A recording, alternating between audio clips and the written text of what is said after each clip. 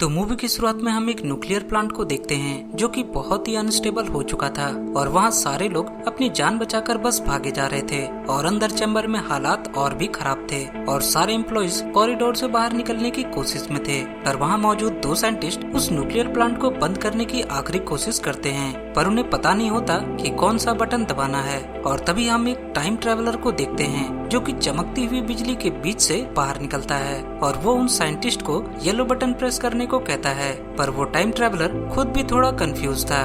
और थोड़ी देर बाद वहाँ 2 टाइम कीपर्स आते हैं जिन्हें एक तरह से टाइम के पुलिस वाले कह सकते हैं और वे उस टाइम ट्रेवलर को पकड़ने वाले ही थे कि तभी वो वापस से टाइम में गायब हो जाता है। और फिर वे टाइम कीपर्स उन साइंटिस्ट को उस टाइम ट्रेवलर की बात ना मानने को कहते हैं और उन्हें ब्लू बटन दबाने को कहकर वहाँ से निकल जाते हैं। और फिर वे साइंटिस्ट डरते डरते ब्लू बटन को दबा देते हैं और तभी एक बहुत ही बड़ा धमाका पूरे पावर प्लांट को उड़ा देता है। और अब हमें कुछ सालों बाद का सीन दिखाया जाता है जहां एक कॉन्फ्रेंस हॉल में एक गवर्नमेंट ऑफिसर जिसका नाम गिलबर्ट था वो उसी पावर प्लांट को रिपेयर करने का ऑर्डर देता है और ये काम एक चाइनीज कंपनी करने वाली थी। पर तभी ऑडियंस में से एलिस नाम की एक रिपोर्टर कहती है कि वो चाइनीज कंपनी बहुत ही पुराने टेक्नोलॉजी का इस्तेमाल कर रही है जिसके कारण वो न्यू पावर प्लांट डेंजरस भी हो सकता है। और उसके इतना कहते ही कुछ ऑफिसर्स आते हैं और उसे और उसकी टीम को पकड़कर कॉन्फ्रेंस हॉल से बाहर धकेल देते हैं। थोड़ी देर बाद पुलिस स्टेशन में हमें पता चलता है कि एलिस के फादर वही गवर्नमेंट ऑफिसर हैं जिसका नाम गिलबर्ट था और वो उसे छुड़ाकर घर ले जाते हैं। पर एलिस अपने फादर से अभी भी नाराज थी क्योंकि कहीं न कहीं एलिस को लगता था कि उसके फादर उस चाइनीज कंपनी से मिले हुए हैं। और अब सच्चाई जानने के लिए एलिस कार से उतरकर अपने दोस्तों को कॉल करती है और कहती है कि वो अपने फादर के लैपटॉप को हैक करने वाली है ताकि कुछ सबूतों को इकट्ठा किया जा सके। और अब उसी रात गिलबर्ट अपनी मर चुकी बीवी की वीडियोस देख रहा होता है और थोड़ी देर बाद एलिस घर के अंदर घुसती है ताकि वो लैपटॉप को हैक कर सके। पर एक बार फिर से एलिस को वही टाइम ट्रेवलर नजर आता है जो कि उसके फादर के लैपटॉप को चुराने की कोशिश में था। पर एलिस फौरन एक बोतल को उठाकर उसकी ओर फेंक कर मारती है और इस शोर को सुनकर उसके फादर भी नींद से जागकर नीचे आते हैं और एलिस घबराहट में आकर उस टाइम ट्रेवलर को चोर बताने लगती है। पर तभी वहाँ फिर से वही टाइम कीपर्स आ जाते हैं और वो उस टाइम ट्रेवलर को शूट करते हैं पर उनकी गोली गलती से एलिस के फादर को लग जाती है और वो टाइम कीपर्स उसे पकड़ने के लिए आ ही रहे थे कि तभी वो टाइम ट्रेवलर एलिस और उसके फादर दोनों को फ्यूचर में अपने साथ टेलीपोर्ट कर लेता है। और अब थोड़ी देर बाद एलिस को होश आता है और वो अनजान जगह को देखकर वहाँ से भागने लगती है। पर थोड़ी दूर बाद उसे अपने सामने एक शहर नजर आता है जो कि पूरी तरह से बर्बाद हो चुका था और ये देखकर वो सदमे के कारण बेहोश होने लगती है। पर तभी वो टाइम ट्रेवलर उसे बचा लेता है। इधर दूसरी तरफ वो टाइम कीपर्स अपने हेडक्वार्टर में पहुंचते हैं जहां उन सबको अपने कमांडर से डांट खानी पड़ती है क्योंकि वे लोग उस दोषी टाइम ट्रेवलर को पकड़ने में नाकाम रहे थे। एलिस को थोड़ी देर में होश आता है और वो अपने आप को एक बहुत ही अजीब सी जगह में पाती है और तभी वहाँ रैप नाम का एक शख्स एलिस के लिए खाना लेकर आता है और वो शख्स उसी टाइम ट्रेवलर के साथ काम करता था। और फिर वो टाइम ट्रेवलर एलिस और उसके फादर को अपने पास बुलाता है और कहता है कि तुम लोग यहाँ से जा सकते हो। और इतना सुनते ही वे लोग एक हेवी मेटल के डोर को खोलते हैं वहाँ से भागने के लिए। पर तभी उन लोगों को अपने सामने बहुत सारे ज़ॉम्बीज नजर आते हैं और वे लोग फौरन ही उस दरवाजे को बंद कर देते हैं। और अब एंट्री होती है इस ग्रुप के तीसरे मेंबर डॉक्टर हेनरी की और वो उन लोगों को ज़ॉम्बीज के बारे में बताता है और कहता है कि ये लोग भी पहले इंसान थे। और तभी एक न्यूक्लियर प्लांट में धमाका होता है और वहाँ से फैलने वाली रेडिएशन के कारण कुछ इंसान ज़ॉम्बीज बन जाते हैं। और इतना सुनते ही एलिस कहती है कि वो सही थी, पर उसके फादर को अभी भी यकीन नहीं हो रहा होता कि वो लोग फ्यूचर में हैं। और अब वे लोग ज़ॉम्बीज को रास्ते से साफ करते हैं और उन्हें एक बर्बाद हो चुके शहर के नज़ारे दिखाते हुए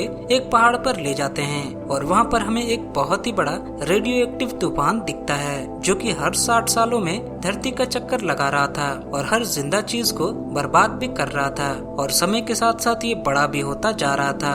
और इस बार इस तूफान की वजह से शायद धरती से पूरे इंसानियत का खात्मा हो जाए। और अब अपनी आंखों से तबाही देखने के बाद गिलबर्ट को अपनी गलती नजर आती है पर वो टाइम ट्रेवलर अपनी गन निकालकर उसे शूट करने वाला ही था कि तभी एलिस उसे रोक देती है और कहती है कि हम इसे ठीक करने का कोई दूसरा रास्ता ढूंढ सकते हैं। और इसी बात पर रैप भी कहता है कि इसे मारने से टाइम बदल जाएगा, पर उन टाइम कीपर्स को भी इस बात का पता चल जाएगा और वे लोग फिर से टाइम को वापस बदलने में लग जाएंगे। तो बेहतर यही होगा कि समय का बदलाव अंदर से हो, ना कि बाहर से, क्योंकि हर इंसान अपने प्रेजेंट के फैसलों के कारण ही अपने फ्यूचर को डिसाइड करता है। और अब एलिस उन टाइम ट्रेवलर्स को कहती है कि मेरे फादर बदल सकते हैं, क्योंकि वो शुरू से ऐसा नहीं थे।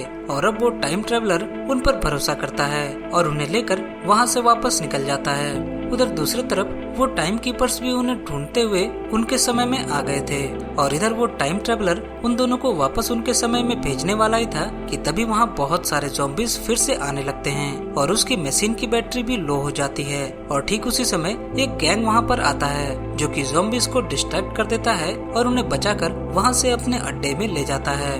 उधर वो टाइम कीपर्स भी डॉक्टर हेनरी के लैब तक पहुंच चुके थे और हेनरी फौरन ये नोटिस करता है और जरूरी सामानों को लेकर वहां से भाग जाता है। और अब वो टाइम कीपर्स उस लैब के दरवाजे को ब्लास्ट करते हैं और लैब में इंटर करते हैं, पर वहां उन्हें कोई भी नहीं मिलता सिवाय एक मैप के जिसमें उसी गैंग के अड्डे का पता था।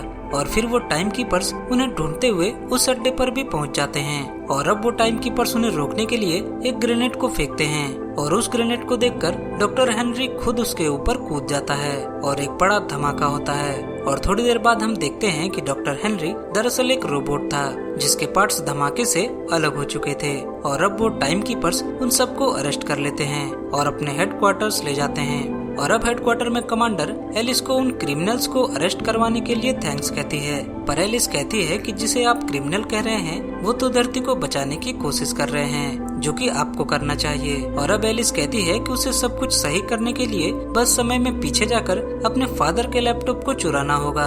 पर तभी कमांडर कहती है कि ऐसा करने से कुछ नहीं बदलने वाला और इतना कहकर वो उस कमरे से चली जाती है। और अब एंट्री होती है फ्यूचर वाली एलिस की, जो कि पास्ट वाली एलिस से कहती है कि पास्ट में जाकर डैड के लैपटॉप को चुराने से कुछ नहीं होगा, क्योंकि एलिस के जन्म के समय मॉम की डेथ हो गई थी और मॉम के गुजर जाने के बाद डैड बहुत ही ज्यादा शराब पीने लगे और तुम्हारे लिए बेहतर यही होगा कि तुम डैड का ख्याल रखो, क्योंकि डैड बहुत ही जल्द एक खतरनाक बीमारी के कारण मारे जाएंगे और तुम्हें दुनिया की चिंता छोड़कर अपने डैड का ख्याल रखना चाहिए। और अब टाइम कीपर्स एलिस और उसके फादर दोनों को ठीक उसी समय में छोड़ देते हैं जिस समय में वे लोग अपने टाइम को छोड़कर निकले थे। उधर दूसरी तरफ टाइम ट्रेवलर को पकड़कर कमांडर के पास लाया जाता है और कमांडर उसे टाइम में छेड़छाड़ करके कई जिंदगियों को तबाह करने के लिए सजा देने वाली थी। पर तभी टाइम ट्रेवलर कहता है कि उसने कई जिंदगियों को बचाया है और तुम्हें इसके बारे में पता भी नहीं, क्योंकि इस बात की खबर सिर्फ उन लोगों को होगी जिसने टाइम को बदला है। उधर दूसरी तरफ हम देखते हैं कि एलिस के फादर अब उस चाइनीज कंपनी के साथ कॉन्ट्रैक्ट को साइन नहीं करते और लौटकर वापस अपनी बेटी के पास आ जाते हैं। और उसके ऐसा करते ही कमांडर के ऑफिस में कुछ ग्लिचेस आने लगते हैं और टाइम ट्रेवलर कहता है कि अब वो कुछ भी नहीं कर सकते, क्योंकि ये बदलाव गिलबर्ट के अंदर है उसकी मर्जी से।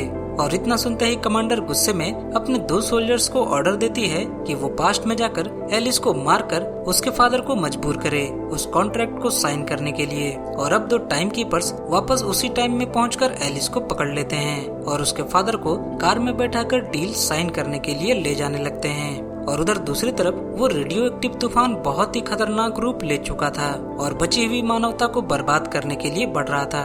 उधर कमांडर टाइम ट्रेवलर को मौत की सजा सुनाती है, पर वहाँ मौजूद एक टाइम कीपर को उस टाइम ट्रेवलर पर भरोसा होता है और वो उसे मारने के बदले उसे बचा लेती है और कहती है कि अगर तुम्हारा प्लान सक्सेसफुल रहा तो वैसे भी सारे लोग ये सब भूल जाएंगे। और इतना कहकर वो टाइम कीपर उसे टाइम मशीन दे देती है और अब वो टाइम कीपर गिलबर्ट के कार के ऊपर लैंड करता है और रब एलिस के पास। और अब टाइम ट्रेवलर उस टाइम कीपर को चालाकी से पकड़ लेता है और सीधा वर्ल्ड वार 1 के समय टेलीपोर्ट कर देता है और वहाँ उन दोनों के बीच फाइट होने लगती है।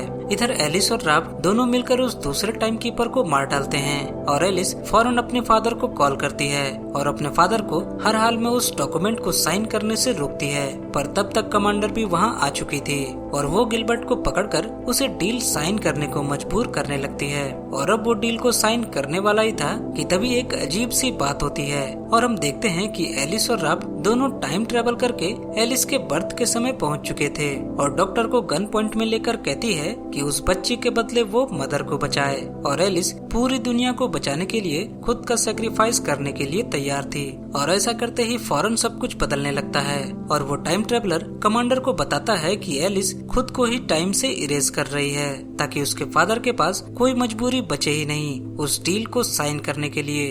उधर दूसरी तरफ हॉस्पिटल में एलिस के मदर को होश आता है और वो एलिस को देखकर पूछती है कि वो कौन है, जिस पे एलिस जवाब देती है कोई भी नहीं, और धीरे धीरे एलिस गायब हो जाती है। उधर गिलबर्ट बहुत ही सदमे में था क्योंकि वो किसी भी हाल में अपनी बेटी को खोना नहीं चाहता था, पर वो कुछ भी नहीं कर पाया। और अचानक से उसकी आंख अपने घर में खुलती है जहां वो अपनी वाइफ को देखता है और पूछता है कि एलिस कहाँ है, जहां उसकी वाइफ कहती है कि एलिस इस बच्ची की बहन थी जो जन्म के समय सरवाइव नहीं कर पाई। और अब गिलबर्ट कहता है कि शायद उसे कुछ साइन करना था, जहां उसकी वाइफ कहती है कि तुमने पहले ही कर दिया है। और न्यूज़पेपर के जरिए हमें पता चलता है कि गिलबर्ट ने एक रिन्यूएबल इको फ्रेंडली प्रोजेक्ट को साइन किया था, जिसे देखकर गिलबर्ट खुशी से झूम उठता है। और अब एंडिंग सीन में हम देखते हैं कि एलिस अभी भी जिंदा थी, पर उसे अपने बारे में कुछ खास याद नहीं होता, जिस पर डॉक्टर कहता है कि उसके मुताबिक उसने अपने अस्तित्व को ही खत्म कर दिया और अपने आप को पैदा होने से ही रोक दिया। और अब वो एक दूसरे रियलिटी में है जहाँ सब कुछ नॉर्मल है। और दूसरे शब्दों में कहे तो एलिस जिंदा है मरने के बाद भी। और एक पैराडॉक्स के साथ ये मूवी यहाँ खत्म हो जाती है। दोस्तों, आपको ये मूवी कैसी लगी कमेंट में जरूर बताएं। मैं मिलूंगा आपसे अगली वीडियो में, तब तक के लिए बाय बाय।